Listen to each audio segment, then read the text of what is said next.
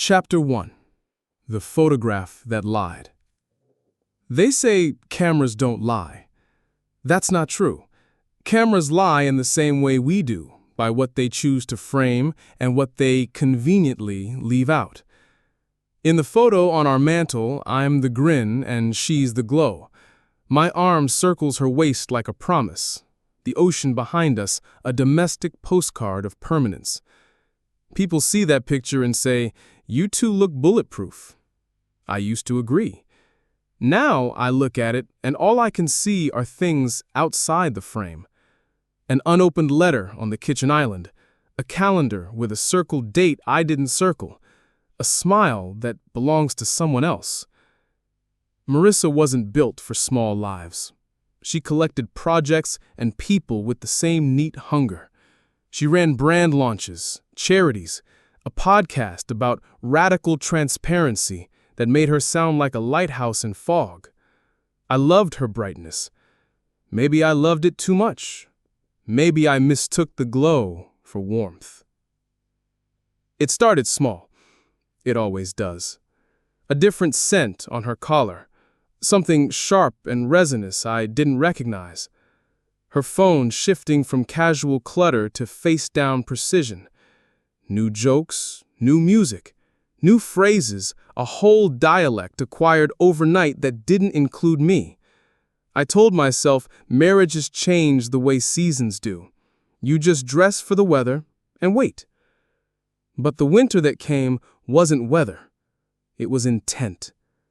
We lived in a house built for parties. Wide kitchen, high ceilings, a dining table long enough to seat approval. On weekends, there was always one more reason to invite people over. I watched her move through rooms like a conductor. I also watched the gaps. How she lingered with certain guests. How laughter found her easier when it came from someone else's mouth. How my name, once a reflex, had to be pulled up like a forgotten password. The photograph kept lying for us. It kept us framed just right. But even the best frames crack when the wall shifts. Chapter 2. The Footsteps Above the Quiet. I came home early on a weekday because the meeting that wanted my soul decided it could feed on someone else's. I let myself in quietly because quiet tells you things noise drowns out. The house was a still lake. Then ripples. Footsteps overhead. A door clicking shut. "Riss?" I called. I didn't mean to sound casual. I meant to sound like a man who believes what he says. "Upstairs," she answered, too bright, the word thrown like confetti before she could see who it would land on. In the bedroom, she sat on the edge of the bed, hair pinned back, face alive with a practiced calm I had never seen on her before. The phone beside her lay face down, a trapezoid of silence. "You're early," she said. Meeting died. I said, I lifted my work bag and set it down. I didn't ask about the door. Didn't ask about the footsteps. Didn't ask about the smell in the air that wasn't her perfume but had been touching her regardless. I asked about dinner. She talked about a new place on 5th. I watched her mouth shape the menu, and I wondered if lips could forget names. That night I dreamed in halves. Rooms where I arrived 5 minutes too late. Chairs still warm. Glasses still sweating. Laughter draining out of the air like bathtub water. I woke up certain that something had left the room and taken a piece of air with it. The next morning, I bought flowers. I don't know for whom. Chapter 3. What silence sounds like. Suspicion has a sound. A coin spinning on a tabletop. You keep waiting for it to drop, to bless you with a side, any side, so you can move. Instead, it keeps spinning and reshaping the light. I became an archivist of tiny things. The way her thumb tapped 3 times on her lock screen, a sequence she had never used. The way her calendar stopped being messy and started being immaculate. The way she lingered in the garage before driving off, as if deferring some decision she'd already made. There were calls that walked themselves to the porch. There were text messages that put on sunglasses and refused to make eye contact. In the mirror, she held herself like a conversation with no audience. I told no one. What would I even say? I think my wife's phone is lying to me and I believe it? Instead, I logged details into the part of my brain that likes lists. Call durations, new contacts, nights with the team that used to be just late. At work, I wrote emails with surgical grace, edited decks till they gleamed, and smiled in all the right places. In the middle of one performance review, I looked up and noticed the man across from me, Graham Keller, our senior VP, wearing a cologne that bent the room toward him. Resinous, expensive, faintly medicinal, the kind of scent that sits on your clothes like a signature. I had smelled it before. When the review ended, he clapped my shoulder, called me rock steady, and told me to go home early. I did. I sat in my car outside our house longer than necessary, watching the square of our bedroom window. I didn't know what I expected to see. What I saw was nothing, which I was beginning to understand is where most things hide. Chapter 4. The Name Hidden in Plain Sight. The first proof came not from sleuthing, but from carelessness. Not mine. Hers. My laptop was updating. Hers was open on the kitchen island. I needed a file. "Borrowing yours," I called, not really asking. I heard water running upstairs. The faucet swallowed my voice whole. Her messages were open. I didn't plan to look. Then a name found me. Keller. Not Graham, not G. Keller, in all caps, as if the person who saved the contact wanted to be reminded this was a boundary or a trophy. The thread wasn't lurid. Affairs rarely are in text. The phone is where they pretend to be reasonable. Logistics. A photo of a menu. A time. Miss you made casual. Last night made administrative. My stomach didn't drop. It steadied, the way a hand steadies before it flips a breaker. I took a quiet screenshot because my brain had already decided to be a record keeper. Then I closed the laptop and set my palms on the cool stone of the island until my heartbeat remembered its job. Upstairs, the water stopped. She called down, cheerful, asking about dinner. I said yes to everything she suggested. Then I went for a run and let the sidewalk teach me about controlled impact. Chapter 5. Mark's Drink and the Long View. I asked Mark to meet me at the bar that lets you have your corner without making you earn it. He's been my friend since before either of us knew which apology would matter in our lives, the kind of friend who meets you with silence first. When I told him, he didn't jump to rage for me. He ordered a whiskey and asked for the facts. I gave him the kind that would hold up even in the court of my own doubt. Times, dates, the cologne that wouldn't take a hint. "Don't detonate," Mark said finally. "Not yet." "I'm not sure I'm built for delayed explosions," I said. "You are. You're patient with everything else. Be patient with this. If you confront her now, she'll curate what you get to know. If you wait, you'll know it all." "I don't want to know it all," I said. It came out like a prayer that knows it's too late. He shrugged. "Wanting is not relevant. Strategy is." He leaned in. "If you do this, you do it in a way where the narrative can't be spun. And if he's your boss, you do it where it's not just cheating. You do it where it's policy, liability, and whatever else the board cares about." "You want me to turn my life into a compliance memo?" "I want you to stop thinking like a husband for 30 days. 30 days became a plan before either of us said the word. We split the problem like a project. Mark was the mirror I needed, not to show me myself, but to show me the angles I didn't want to see. Chapter 6. The Ledger and the Ghost. The trick to gathering proof without becoming a cartoon villain is simple. Don't do anything you'll be ashamed of if it's read back in court. I didn't put trackers on her car. I didn't break passwords. I observed. Phone bills, spikes of calls to a new number, corporate card statements, Meals charged to places neither of us liked at hours neither of us kept. Calendar accepts from an off-site that didn't exist because our off-sites involve whiteboards and too much dry erase. A rideshare receipt at 1:14 a.m., starting 2 blocks from Keller's condo building. I became a student of absence. Who wasn't in the office when she said she was meeting the team? Whose car wasn't in the garage when she said she was on her way home?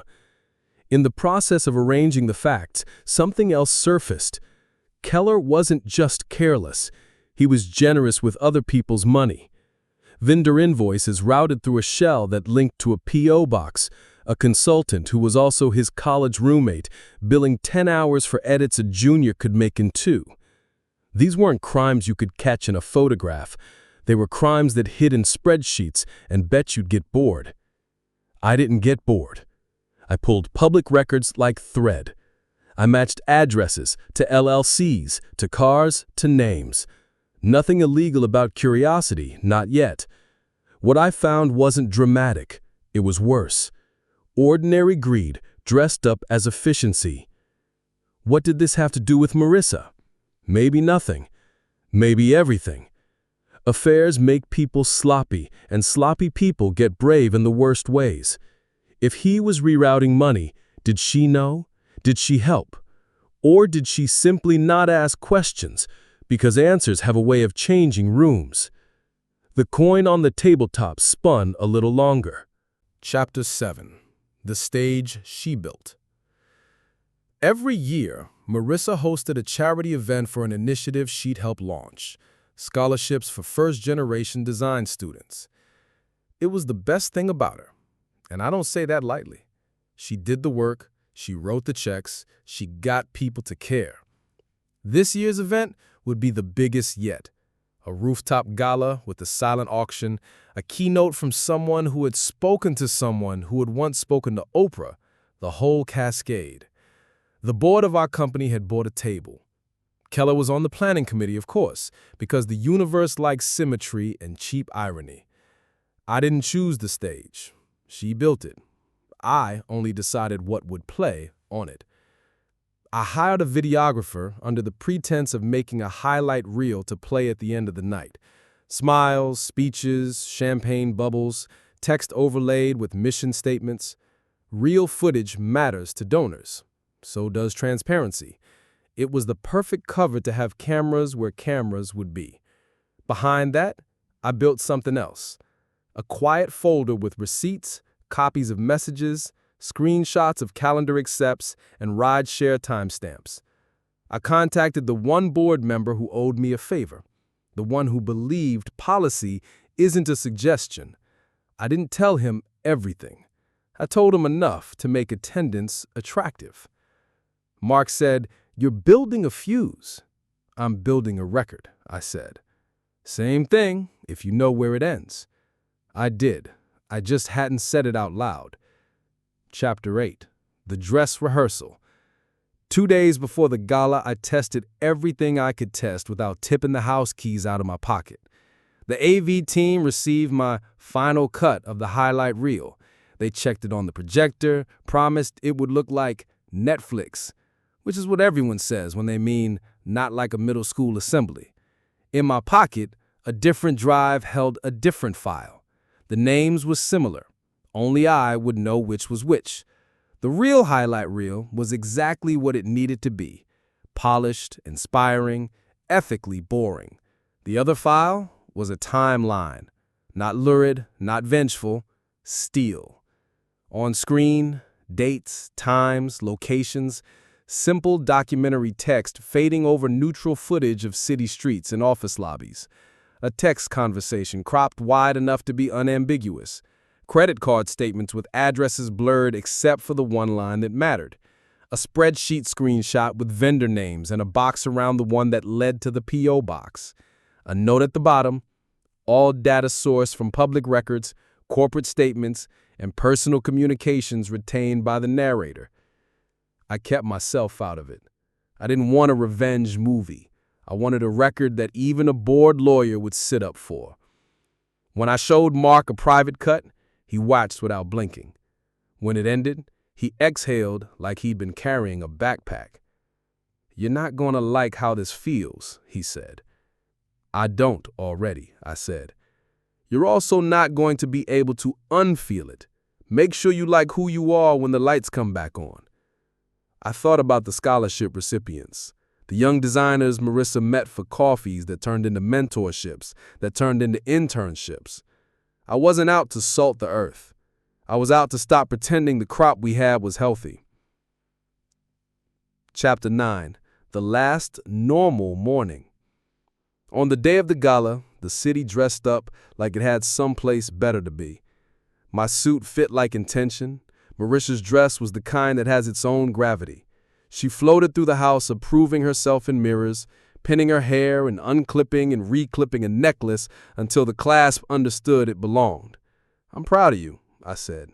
It wasn't a performance. Both things were true. I was proud, and I was about to put a crack through the middle of her night. She smiled at me in that careful way she used when she didn't have time to feel the thing that was happening. "Don't forget to thank the board. Keller said they can be touchy if you thank them as a group." "Keller's an expert on touchy," I said before I could put the words back in their cage. The air paused. "What is that supposed to mean?" she asked lightly. "Only that he knows how to be thanked," I said, lighter. The moment passed, the necklace clasped, the door closed behind us. We drove in a cone of silence that neither of us punctured. I realized then there's a difference between secrets and privacy. Secrets are debts. Privacy is breath. We had been living on borrowed air. Chapter 10. The Rooftop and the Fuse.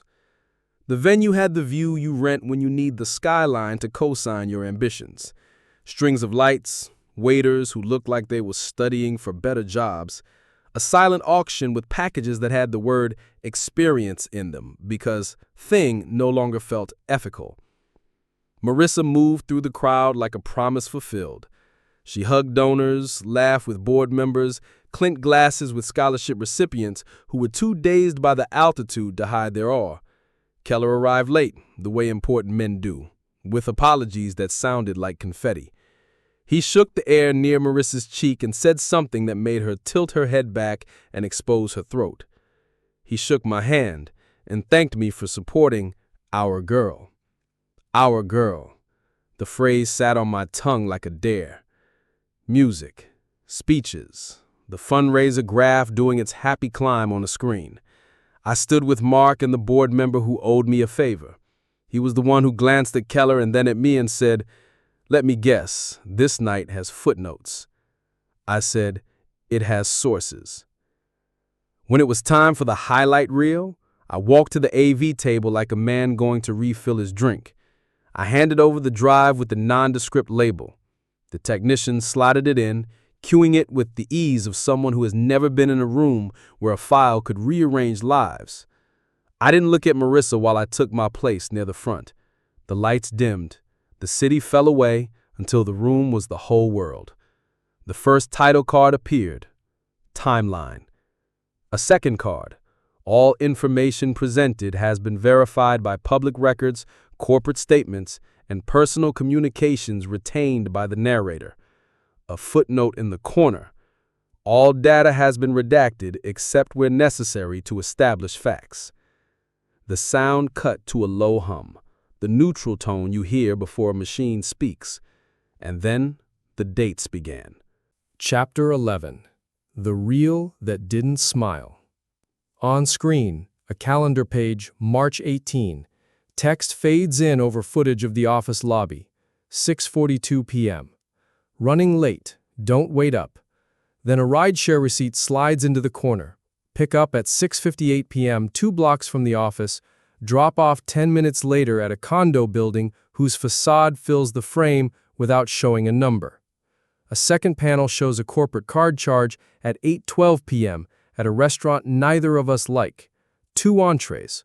1 bottle of wine Keller had recommended at last year's offsite. Murmurs began like rain at the edge of a field. The reel wasn't accusatory, it was patient. April, May, June, the same patterns repeating. Messages that had the rhythm of logistics, receipts that had the cadence of routine. Each entry quiet, precise, inescapable. No one breathed loudly. The room made itself very small so the facts would fit. Then the thread widened. Vendor invoices appeared side by side with public registry records. The P.O. box, the LLC that existed only on paper. A flowchart so simple a tired board member could follow it. A line at the bottom. Estimated diversion to non-approved entities. $148,000 over 18 months. Keller shifted in his seat like a man who has just remembered where he left his phone. He looked at Marissa, then at the board member, then at me. The board member didn't look back. He was busy reading. A final sequence. A message thread cropped so that only 2 lines were readable without names. Same place, and, of course.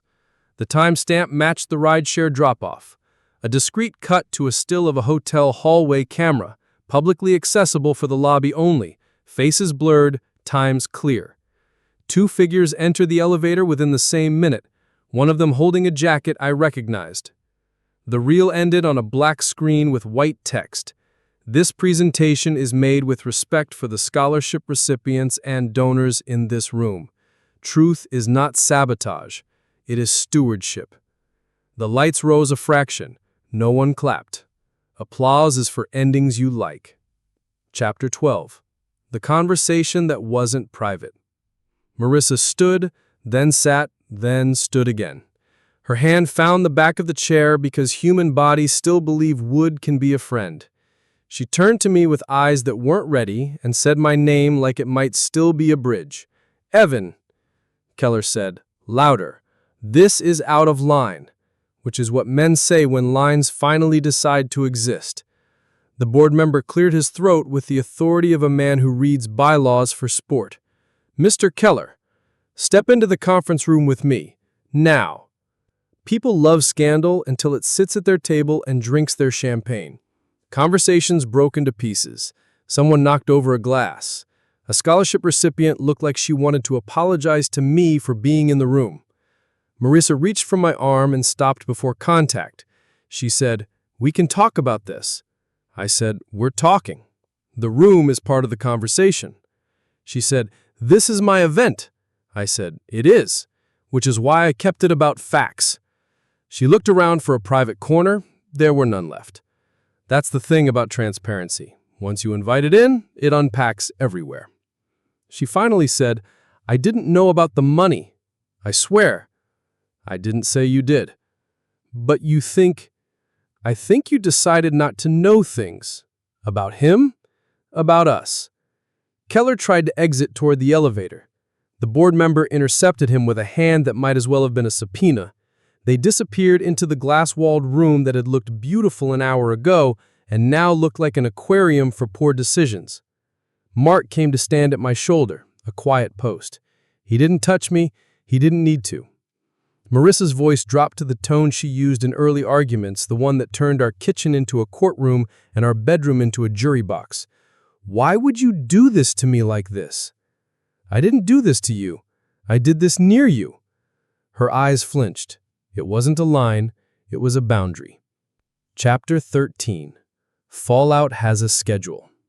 Security escorted Keller out the back 30 minutes later, which is fast if you've ever watched a corporate machine try to remember how legs work. The board member followed him with 2 HR people and an expression that could staple paper without a stapler. The rest of the gala stumbled forward. Donors whose checks had already cleared stayed. Donors whose checks were still in their pockets made reasonable excuses. The silent auction moved to very quiet. The scholarship recipients huddled with Marissa's team leads who were trying to make comfort out of logistics. Marissa and I found the single unoccupied corner left on the rooftop, near the potted tree that had lost a leaf just then, as if to demonstrate causality. She folded her arms across the brilliant dress like she was cold. She said, "You could have talked to me." I said, "I tried to." I said we were drifting. I asked if she was happy. You said you were busy. That's not the same. It was the same enough. She studied my face like there was a password on it. "Do you want to leave me?" "I don't know what I want yet." I said truthfully. I know what I won't continue. A staffer approached with the kind of apology that's trained into service. Mrs. Hale, they're asking if you still want to do the closing thank yous. Marissa's throat worked. She nodded. When she stepped to the mic, she found her voice the way a diver finds the surface, by kneading it. She thanked donors, students, volunteers. She did not thank the board. She did not say Keller's name. The room was generous. It clapped like a promise that could still be kept in another light. When the lights came up for real, the night broke apart into ride shares and elevators and the strange, polite mercy of leaving. Chapter 14. The After of Night. At home, the photograph on the mantel waited, unchanged, which is an insult and a relief. I took it down because I needed the shelf to hold the present tense. I put it in a drawer because breaking it felt like overacting. We didn't fight. Fighting would have been a luxury. We moved around each other with the caution of people carrying glass. She showered and came out in a sweater she always wore on Sundays, as if costume could dictate script. "I don't know how to make you believe me," she said. "About the money." "Belief isn't the currency we're trading in," I said. "It's attention.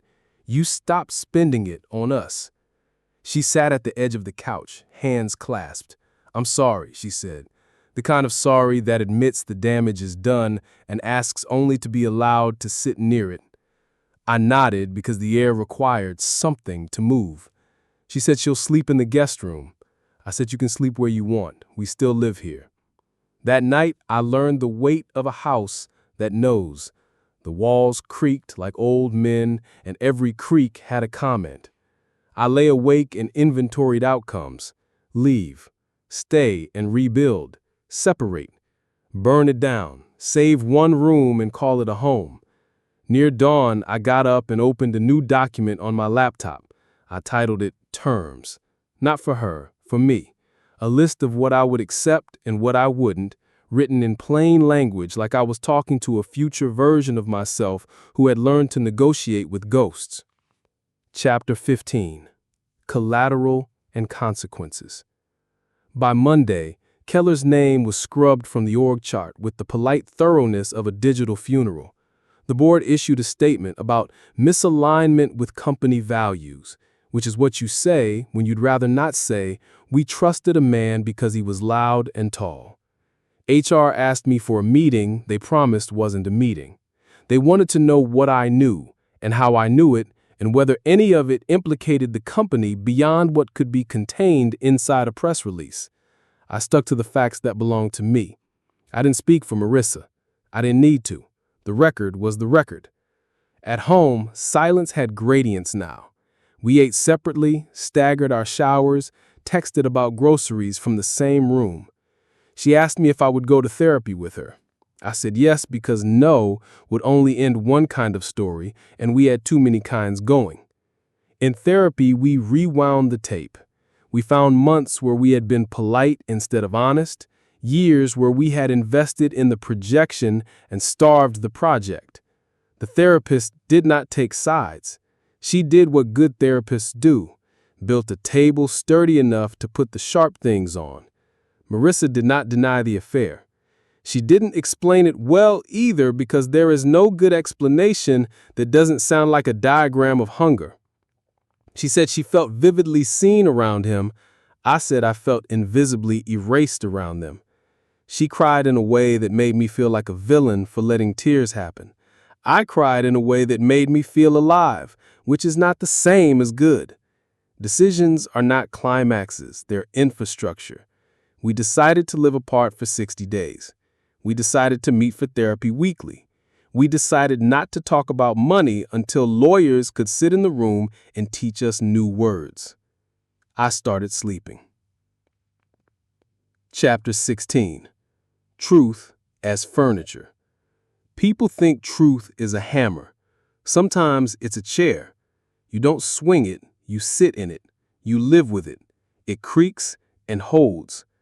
I put the photograph back on the mantel, not as a lie this time, but as a label. This is what we looked like when we didn't know. It helped to see it and not be destroyed. It helped more to look away and not be pulled. Friends divided themselves without being asked. Some believe you can't love a person who does a terrible thing. Others believe you can't stop loving a person just because they did a terrible thing. Both camps sent me links to articles in which someone wiser explained what I should feel. I stopped reading articles. I had dinner alone on a Thursday and realized I like cooking when the kitchen isn't an argument. I stood at the sink with my hands in warm water and understood why rituals save people. They give uncertainty somewhere to stand without falling through the floor. Marissa sent me a photo of a scholarship recipient who had just landed a job at a design studio she admired. "This," she wrote, "is still real." I stared at the text longer than I meant to. "Yes," I typed back, "it is." It didn't fix us. It anchored a corner of the world that wasn't broken. Sometimes that's the same as hope, even when you are careful not to call it that. Chapter 17. The Second Timeline. If the first timeline was about exposure, the second was about choice. 30 days after the gala, we met in the lawyer's office with our terms documents. The lawyer, a woman with kind eyes and an efficient watch, asked us if we were here to end a marriage or to redefine one. "Is there a third option?" I asked. She said, "There's always a third option. It's called time." We chose time plus guardrails, financial transparency that a board would envy, passwords in a sealed envelope with a notarized agreement that said neither of us would open the other's without presence, calendars that wore their honesty out loud, therapy that wasn't for show. We also chose distance, separate apartments for 3 months, shared family dinners with friends twice a month, so we'd have to practice being people near each other without pretending to be the people we were. I moved into a place with more sky than furniture. The first night, I put a mattress on the floor and slept like a person who had both lost and gained weight. On my third morning there, I woke up without the coin spinning. It had finally fallen, not to the side I wanted, not to the side I feared. It fell to the side called, "Now you live here." Chapter 18. The Last Frame. Months later, a new photograph sits on my new mantle. It's not of us. It's of a shoreline at low tide, the kind that leaves clean mirrors in the sand. I took it on a morning run when the light had the decency to tell the truth. Marissa and I are not together. We are not enemies. We're the ongoing present tense of two people who refuse to let the worst thing be the only thing that defines them. The charity thrives. The board replaced Keller with someone who reads the small print out loud. The scholarship recipients design posters that make the city look like it believes in itself. When I tell this story, people ask if the reveal was worth it. I don't know how to measure worth in rooms full of people. I know this: truth made a chair we can both sit in, separately, without it breaking under either of us. Sometimes I still open the drawer where the old photograph waits. I look at us the way a person looks at a house they grew up in from the outside, noting the paint, the windows, the ghost of a swing set. It hurts just enough to prove the nerve is alive. It feels quiet enough to prove the wound is not. Cameras don't lie or tell the truth. We do, or we don't. That night on the rooftop, I decided to stop letting the frame decide for me. I don't regret the light. If I had known then what I know now, I wouldn't have wasted another second pretending. Chapter 19. Terms and Practice. A plan is a clean room until you move into it. Our guardrails look good on paper. In practice, they are a choreography of awkward grace. We share a spreadsheet for bills. We mark our calendars with the blunt honesty of train timetables. On Sundays, we send each other a summary of the week. No narratives, no opinions, just facts. Therapy becomes a rhythm. We sit on opposite ends of a couch chosen, I'm certain, for its neutral color and forgiving arms. We talk about the small betrayals that grew into a shape we could no longer lift, the missed dinners that were really missed chances, the sarcasm that was unpracticed cruelty, the kindness we outsourced to other people because it felt safer there. When the hour ends, we stand up lighter and heavier at once. We hug sometimes. Other times we nod, like colleagues after a hard meeting. I can't tell which is stranger. At work, I am careful. People congratulate me in private for doing the right thing, which is how we make difficult acts sound tidy.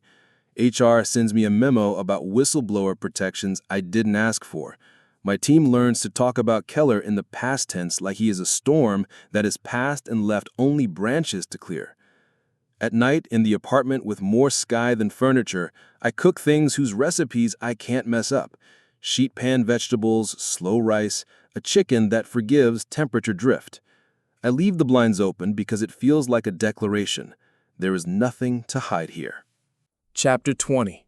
Flashback. The First Promise. We met at a gallery opening where the art was loud and the wine was not. Marissa stood in front of a photograph of an empty pool, arguing that absence could be the subject, not the frame. I said something about negative space that made her look at me like I had passed a test I didn't know I was taking.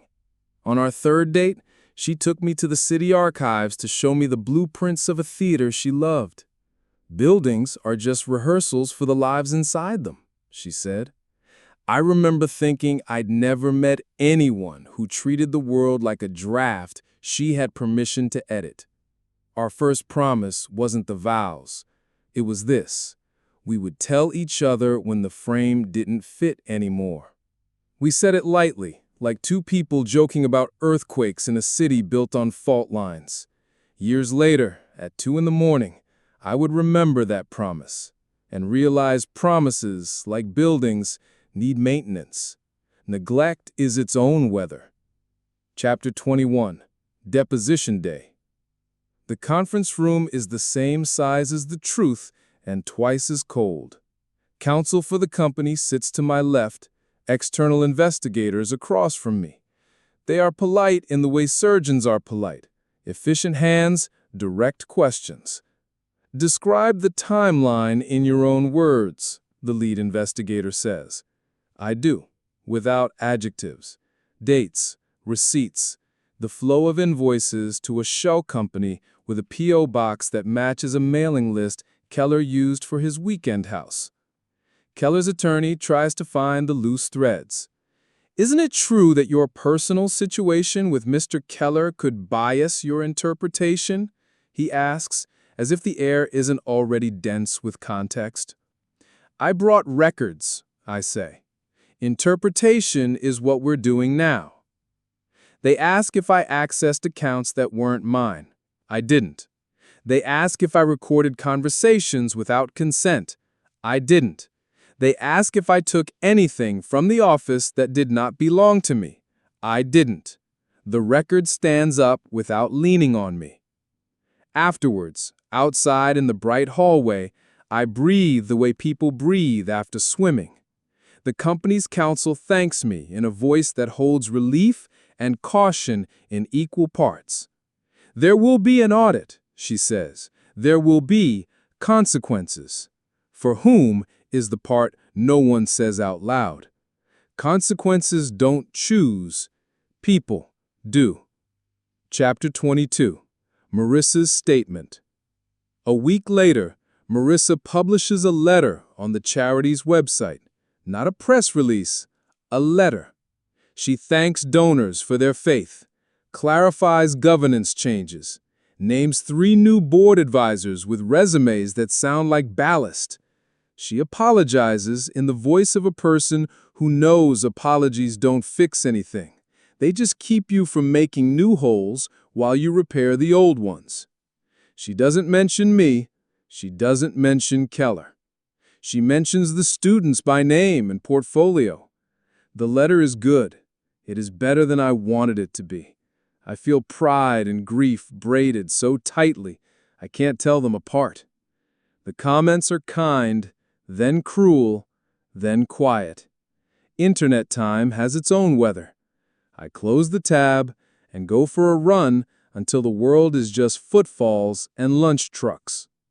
Chapter 23. Naya's Portfolio. Her name is Naya, and she was the first scholarship recipient we ever met whose parents drove 6 hours to sit in the back row of her portfolio review. She emails me because Marissa gave her my address when Naya asked for feedback from someone who understands the client brain. We meet at a coffee shop that thinks it's a library. Naya spreads her work across the table with reverence and audacity. Posters that argue with you.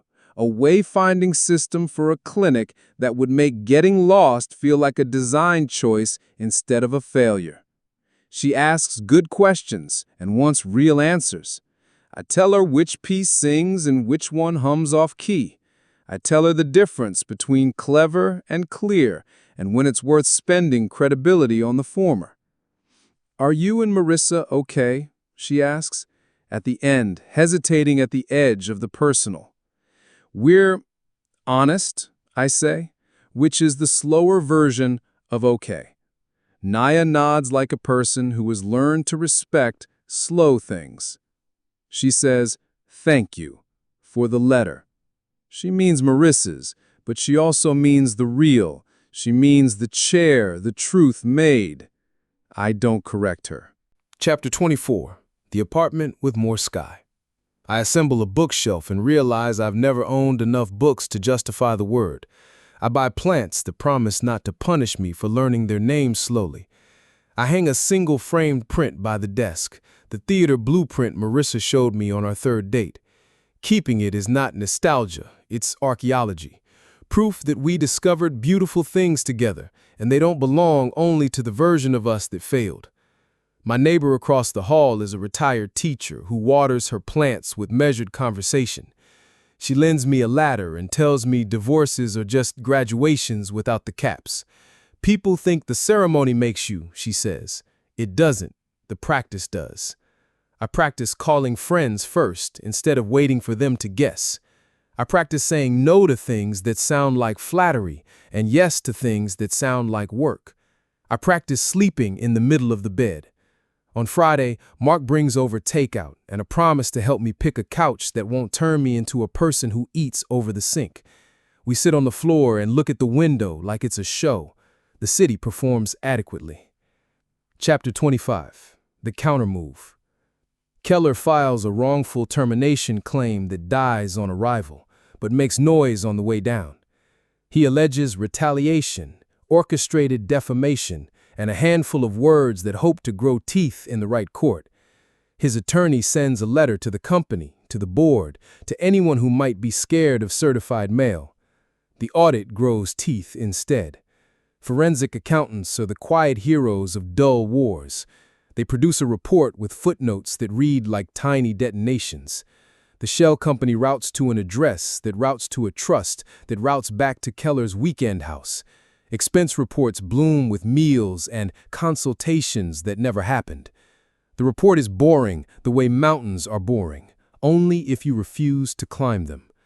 Keller settles, then resigns his claim, then disappears into the fog of men who were almost held accountable and escaped with only the part of the story that fits into a bio. I wait to feel triumphant. I don't. I feel finished with a chapter that didn't deserve more pages. Chapter 26. Relapse. It happens on a rain night. Marissa shows up at my door with a bottle of the wine we used to think meant we were adults. Her hair is damp. Her eyes are the color of waiting. "We shouldn't," I say, which has never stopped anyone dumb enough to narrate their own boundary. She says we won't, and we do a different thing instead. We talk until the bottle is grammar and all the sentences have permission to be run-ons. She tells me about the silence after the gala, how her inbox filled with both hate and handshakes. I tell her about the mornings where I forget which set of keys is current. When she reaches for my hand, I let her hold it. Human bodies remember the map, even when the borders change. When she leans in, I pull back, not with heroism, but with honest fear. "I can care about you and still not go back," I say. She nods and cries and laughs at herself for doing both. We fall asleep on the couch like siblings who stayed up past their bedtime. In the morning, we make eggs and call a car and do not call it a relapse again. Chapter 27. The Letter I Didn't Send. I write it at 2 a.m., which is when brave letters volunteer. I don't send it because I am learning the difference between expression and communication. Marissa, I keep trying to remember the exact moment we traded transparency for performance. Was it the new perfume, the old joke, the third missed dinner in a row? Or was it smaller, one of those kindnesses we declined because we thought we had unlimited balance? I don't want the version of us that breaks things because breaking things proves there are still edges. I want the version that sits with the boring parts long enough to learn they were the plot all along. I loved you loudly. I will love our history quietly. I will not love a lie for either of us again. My initials is E. I print it and fold it and put it in the drawer with the photograph. Archives are bridges you don't have to use. Chapter 28. Settlement. The lawyers choreograph a process that pretends it isn't a dance. We divide the house with numbers, which is both surreal and merciful. Marissa keeps the charity's office lease personally, so the board is insulated from our dissolution. I keep the records I am entitled to keep. We split the art because judges frown at coin flips. There is no alimony drama because neither of us built our life on the other's back. There is only paperwork and a final meeting where we initial boxes, like farmers checking fences before winter. When it's done, we stand in the lobby with manila folders that describe us in the past tense. Marissa looks at me with a softness I had not earned lately. "Thank you," she says. "For what?" "For doing the hardest thing in the least cruel way." I want to say I failed at that some nights. I still fail. Instead, I nod and hold the door as she walks into a different weather. Chapter 29. Closing the house. We staged the house for sale, and it looks like a place that never contained a person. Our real estate agent calls it light-filled and move-in ready, which are both accurate and incomplete. We pack the kitchen last because kitchens cling.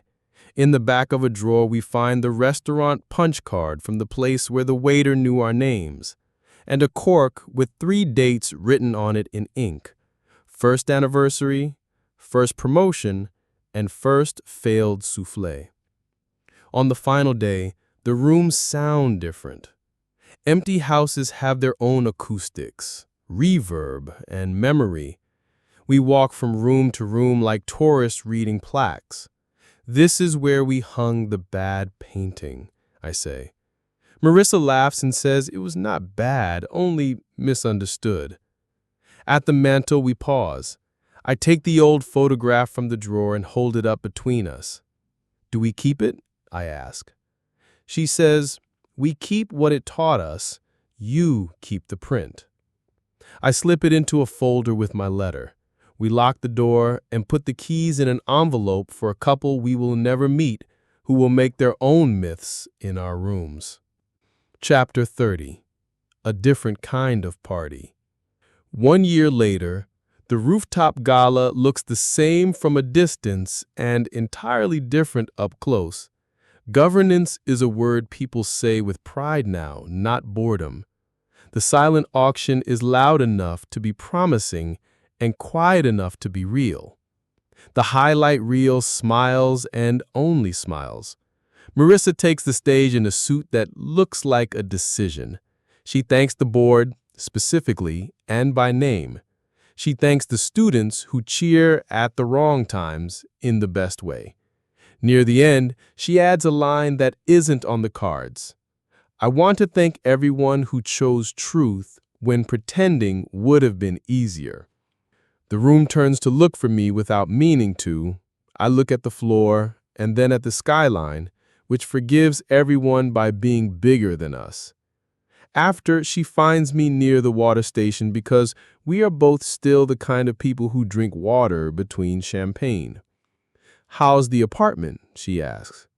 "More furniture, same sky," I say.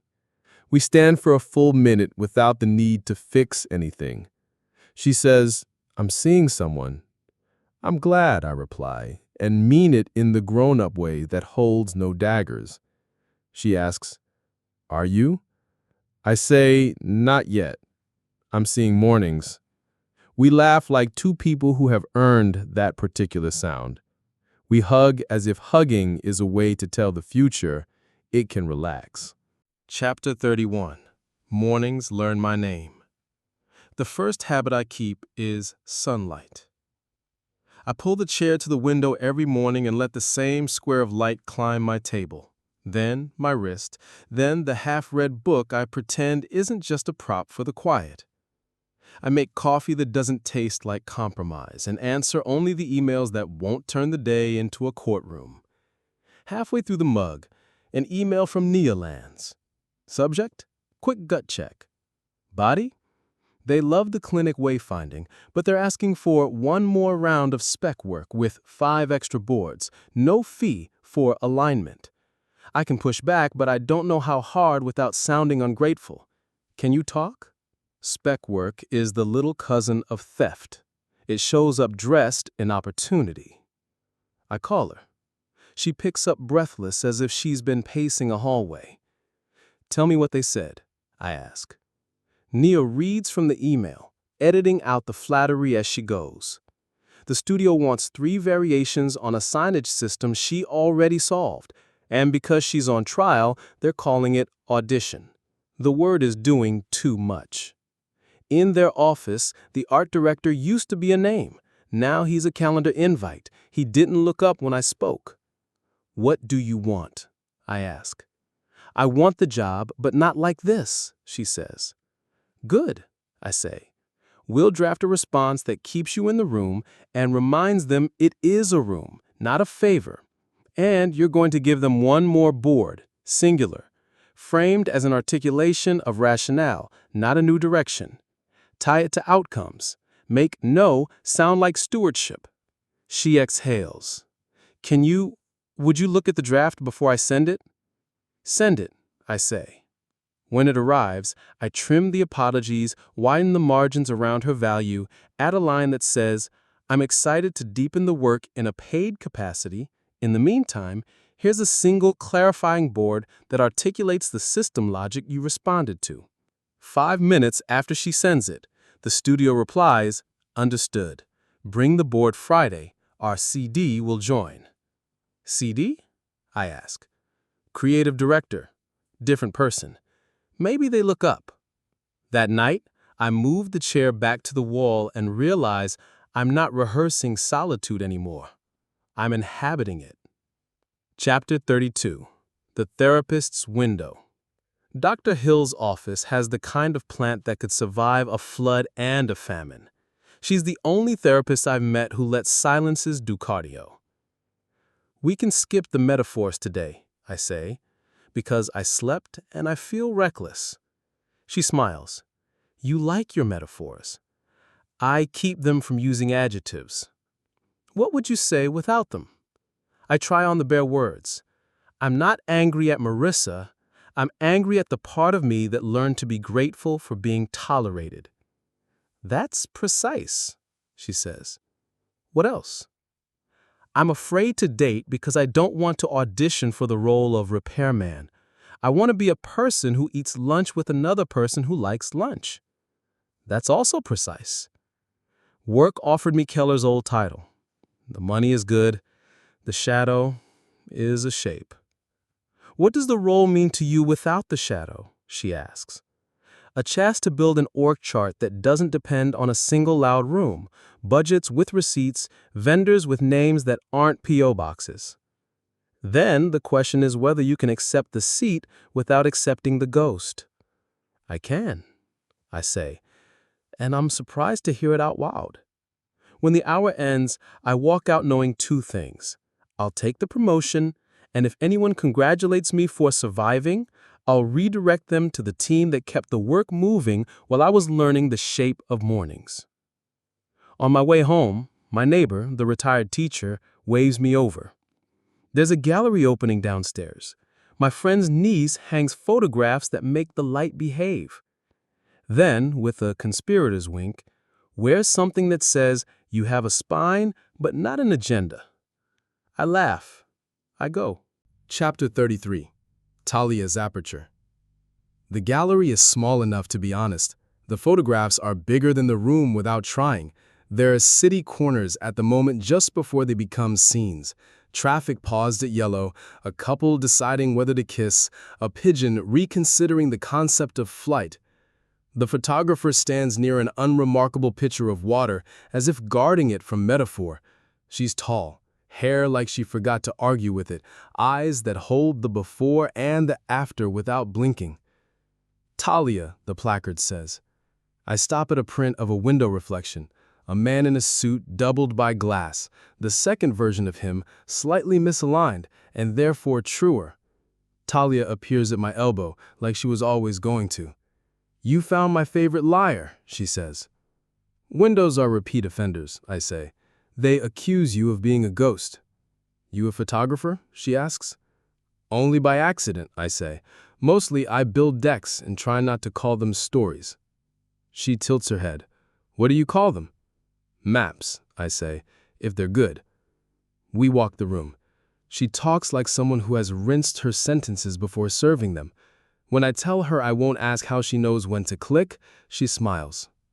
It's never when I think, she says. It's always a half second after the thought ends. The retired teacher, my neighbor, materializes with 2 plastic cups of something that learned the idea of wine and kept the gist. You two have met, she announces, as if we are confirming an alibi. You live across the hall from Mrs. Quinn. She feeds me plants and stories. She told me to wear a spine. She was right, Talia replies. I don't ask for her number. I ask which picture she'd hate to part with.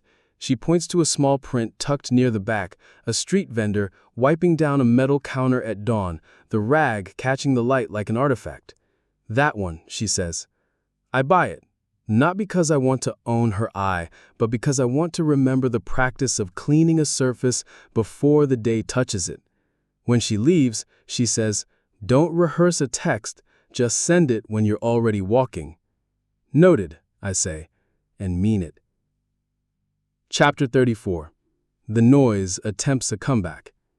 Noise never retires, it trains.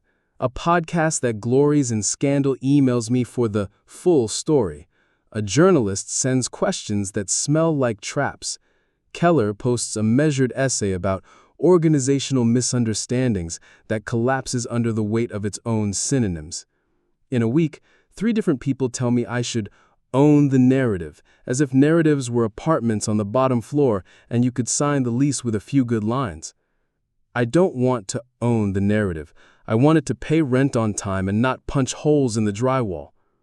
The company asks if I'll speak at a compliance summit. I say yes on one condition: no hero language. We talk about systems, not saviors. I show one slide, a picture of a pipeline.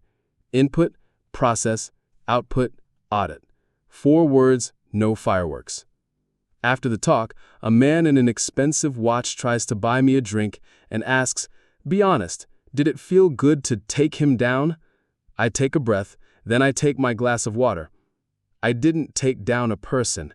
I turned up a light. He fell. Talia texts me a photo of a notebook page, a list titled Morals That Aren't Slogans. Under it she's written, Number 1, tell the truth without performing it. Number 2, apologies are tools, not decor. Number 3, don't confuse scarcity with value. Number 4, if the frame is lying, move it. I send back a picture of my window chair. Chapter meeting adjourned, I write. That night, Marissa emails, not the kind that pretends nothing ever happened, not the kind that wants a scene, just a line. The board approved a student-led review panel for the next grant cycle. You were right about making the room bigger. Good. Make sure they have snacks. Power is easier to carry with orange slices. Chapter 35. Reviews and Things That Look Like Endings. Nia presents to the studio on Friday with the kind of calm you only get from being allergic to your own panic. The creative director, different from the art director, older, eyes like he mailed himself here on purpose, asks the right questions. "What breaks this system?" he asks after her walkthrough. Nia says, "Bad light, and people who think arrows are decoration." "What prevents that?" "Contrast rules. Field testing with people who don't work here. Paying attention to the janitors." He nods. "The art director, the calendar invite, has run out of places to look that aren't her. When she's done, she waits without fidgeting. They ask her to step into the hall. We stand next to a potted tree doing its best. Nia's hands are steady because she's holding them. I say, 'Whatever happens, you didn't audition. You showed up like a colleague.' She smiles. I didn't ask for permission to take myself seriously. The door opens. The creative director holds out his hand. 'Welcome,' he says. After, outside in the not yet summer light, Nia laughs into her scarf and says she was ready to be told I'm too principled. I say, 'You're employable because you're principled. Anyone can bend, few can hold.' On Sunday, I meet Talia at a farmer's market where tomatoes audition for sainthood. We walk without deciding where.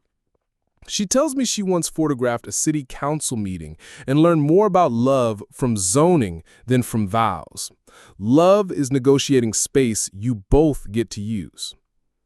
What do you want? She asks, because she's not the sort to drop a net and call it a question.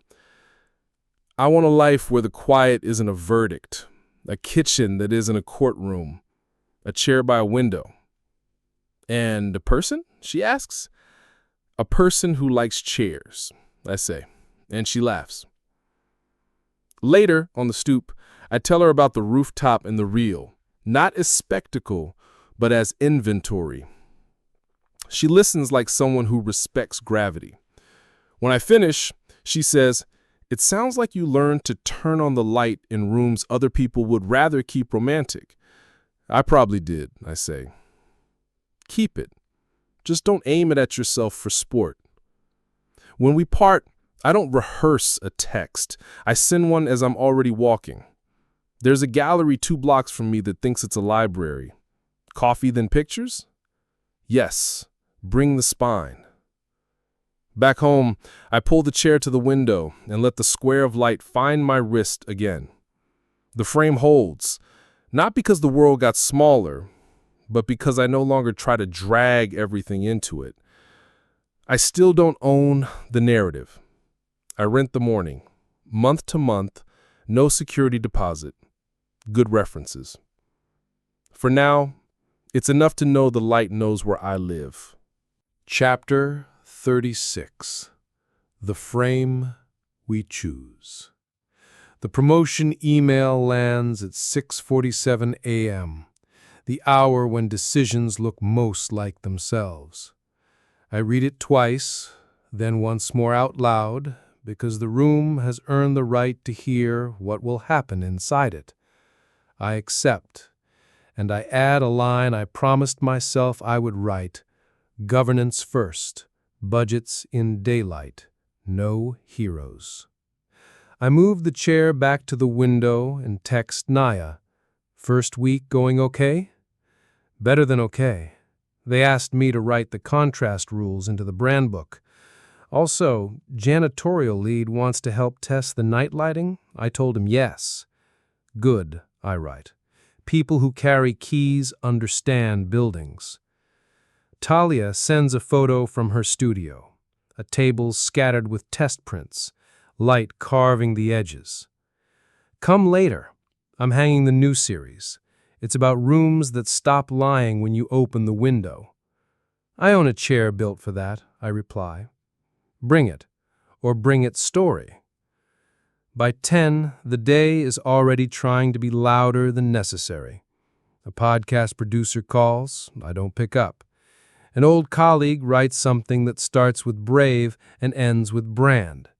I answer with a calendar link and a condition sheet. The conditions are boring on purpose. At noon, Marissa asks to meet for coffee. No subject line, just the time and a place with plain tables and honest tile. She's there first, hands wrapped around a cup, hair pulled back into intention. "You look like a person who sleeps," she says. "I am," I say. "It's humiliating how much it helps." She smiles the way we learned to smile after we retired the performance. "I wanted to give you this." She slides an envelope across the table. Inside is the photograph from our old mantel, the ocean pretending to be permanent. "I thought you kept it," I say. "I did," she says. "Now I'd like to keep what it taught me." She taps the envelope. "The print belongs with the letter you didn't send." I laugh, then stop, because the air has earned seriousness. "How did you know about the letter?"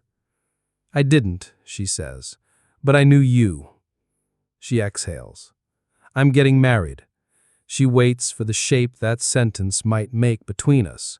Not soon, not to a secret, just to a person who checks the locks and the language. "I'm glad," I say, "and I don't need to explain the kind of glad. I took the job." "I'm glad," she echoes, "the same kind. Make the room bigger." "We're rewriting procurement," I say.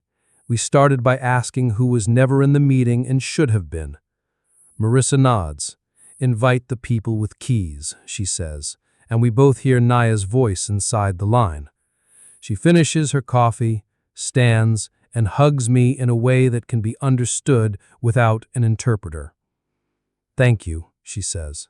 "Not for the rooftop, not for the chair, for not letting the worst thing be the only thing." In Talia's studio, the air smells like paper and decision.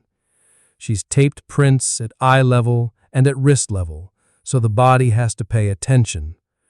Windows, yes, and also thresholds, door frames catching light, elevator doors mid-breath, a glass partition reflecting the kind of meeting where someone decides not to lie. "Help me name the last one," she says, pointing to a photograph of a small table by a tall window, a glass of water translating sunlight into a circle on the wood. "The honest frame," I say, before I can proofread the sentiment. She leans back. "Too on the nose?" I say, "Maybe, but noses are underrated." We hang it anyway. When she asks for the story of the chair, I tell her all of it. The mornings after the rooftop, the rented quiet, the way light can be a boundary when you don't weaponize it. I talk about Naya's board and the janitor with the keys. I talk about a company that learned to publish footnotes and mean them. "Will you write a little placard?" she asks. "Not much, 2 sentences and a spine." I write, "Truth isn't spectacle. It's furniture. You don't swing it, you sit in it and it holds." She reads it and doesn't change a word. At the opening, Mrs. Quinn, the retired teacher, arrives with a plant that looks engineered to survive opinions. She touches my elbow and says, "You look like a person who graduated and then remembered to keep learning." Then she spies the photograph of the table and declares, "Finally, a religion I can practice." People drift and stand and drift again. Talia moves through the room without selling it. A student with a camera asks me why the placard mentions furniture, not fire. "Because fire is impatient," I say, "and because chairs are hard to fake." My phone buzzes. An email from the studio where Naya now works. RE, Clinic Wayfinding, Pilot Results. I open it and scan the metrics. Fewer wrong turns, patient check-in times down, staff notes for the night route that read like the building learned to breathe. At the bottom, a line from the creative director. "Tell your mentee we're the ones learning." I forward it to Naya with no commentary. She sends back a photo of her shoes on a floor painted with arrows that point both to exits and to restrooms, the 2 most human destinations. When the room thins into evening, Talia takes my hand and squeezes like she's checking the integrity of a material. "Hungry?" she asks. "Always," I say. We walk out into a city that has stopped pretending it isn't beautiful. On the way home, I stop at the charity office. The lobby is empty, lit by the kind of bulbs you buy when you believe in maintenance. I slip the envelope with the ocean photo into an archive box labeled in Marissa's careful hand, Foundations. I add a sticky note, when we didn't know. I close the box and leave it on a shelf where the interns will one day alphabetize our mistakes into useful lessons. Back in my apartment, I put 2 chairs by the window. The second one looks temporary because it is. The light does its familiar work on the table. I take a picture, not to prove anything, only to say, I was here when the morning stopped lying. I send it to Talia. This one, she replies, it can hang anywhere. Anywhere, I say to the room, which no longer needs convincing. The phone goes face up, the blinds stay open, the square of light climbs over the table and lands on the spine of a book I'm finally reading for content, not for camouflage. For once, the frame doesn't lie, and I don't either. Outside, a bus size. A street vendor folds a metal counter that shines like a promise kept. And somewhere, a student follows an arrow that points exactly where she thought she couldn't go. I make coffee that doesn't taste like compromise and sit. The chair creaks, holds, and says nothing grand. It doesn't have to. The morning knows my name, and I let it keep it.